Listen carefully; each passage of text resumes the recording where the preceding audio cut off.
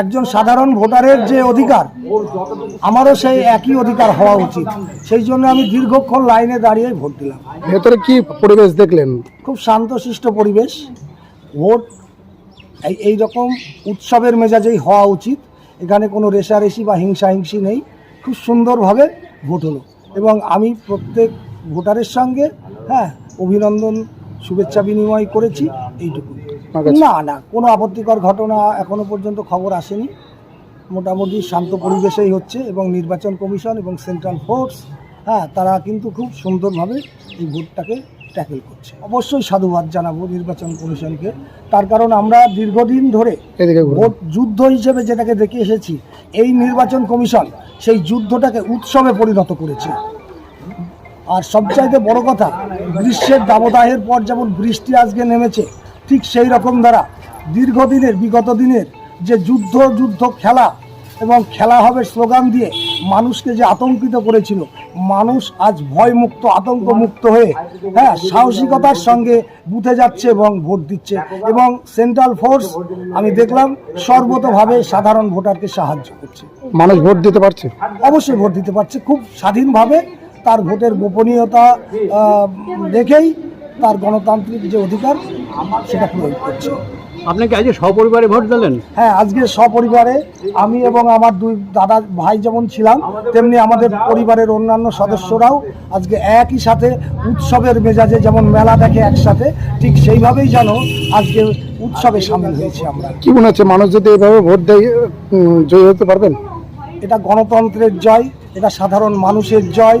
তার কারণ হচ্ছে মানুষ এতদিন ভোট দিতে পারেনি, আতঙ্কিত ছিল এবং হারমাদ বাহিনী, জেহাদি বাহিনী যেভাবে এতদিন মানুষের ভোটাধিকার কেড়ে নিয়েছিল এবং প্রশাসনকে কাজে লাগিয়ে যে বিগত দিনের সরকার যে কাজটা করত, সেটা থেকে মুক্ত হয়ে মানুষ স্বাধীনভাবে ভোট দিয়েছে এবং এতে গণতন্ত্রের জয় হবে, ধর্মের জয় হবে, অধর্মের পতন হবে। আপনি কোন বুথে ভোট দিলেন? আমি শ্যামনগর 154 নম্বর আমার নিজের বুথ, সেই বুথে আমি ভোট দিলাম। কি কোনো রকম ভয় দেখানো হয়েছিল? আমাকে ভয় দেখানো বলতে, ওদের একটা এখানে পথসভা ছিল, সেই পথসভায় দাঁড়িয়ে ওদের প্রার্থী যে কথাটা বলেছে, সেটা একটা জঘন্যতম অপরাধ। তাদের সৌজন্য বোধ যেমন নেই, সেই রকম ভদ্রতা বোধও নেই। তারা আমাকে এবং আমার শ্যামনগরের যে সমস্ত কর্মী কার্যকর্তা আছে, এখানে প্রকাশ্যে মঞ্চে দাঁড়িয়ে হুমকি দিয়েছিল যে ক্যালেন্ডার করে ঝুলিয়ে রাখবে দেওয়ালে। কিন্তু আমরা ভয় পাইনি। আমাদের সাথে মানুষ আছে, ওদের সাথে আজ আর কেউ নেই। না আছে মানুষ, না আছে প্রশাসন। ওরা এখন বিষ হারিয়ে ঢোড়া সাপের মতো বসে আছে, শুধু মুখেই বাতালা দিচ্ছে, কিন্তু সাহস নেই আমাদের সামনে এসে কথা বলা। আমাদের এই যে সাধারণ মানুষ যে ভোট দিচ্ছে স্বাধীনভাবে, সেখানে এসে কোনো ঝামেলা করবার সাহসও নেই।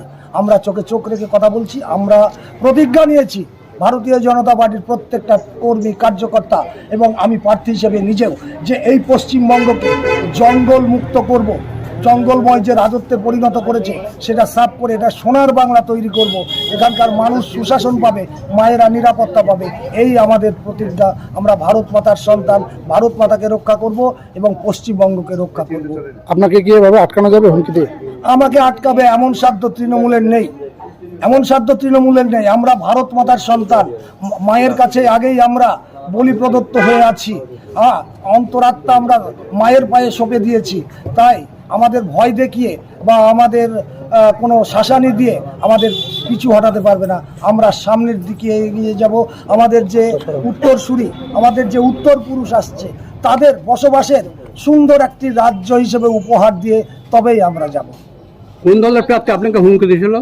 ওটা তৃণমূল দলের প্রার্থী পথসভায় এসেই এই হুমকিটা দিয়েছে। আপনি কি কোনো রকম লিখিত অভিযোগ জানিয়েছেন? না, লিখিত অভিযোগ জানাইনি, তার কারণ ওদের কথার কোনো গুরুত্বই আমরা দিইনি।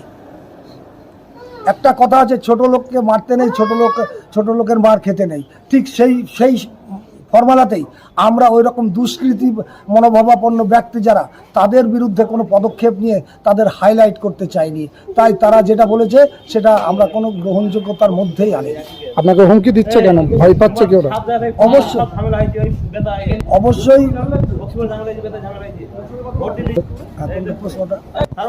আমাকে তো অবশ্যই ভয় পাচ্ছে। আমাকে ভয় পাচ্ছে আমার যে জনগণ, সাধারণ মানুষ, জনতা জনার্দন, তাদেরকে পর্যন্ত ভয় পাচ্ছে। সেই জন্য তারা এখন আলোর শিরোনামে আসার জন্য এই ভয় দেখাতে যাচ্ছে, কিন্তু তাদের এই প্রচেষ্টা সফল হবে না। মানুষ ভয় মুক্ত হয়ে গেছে।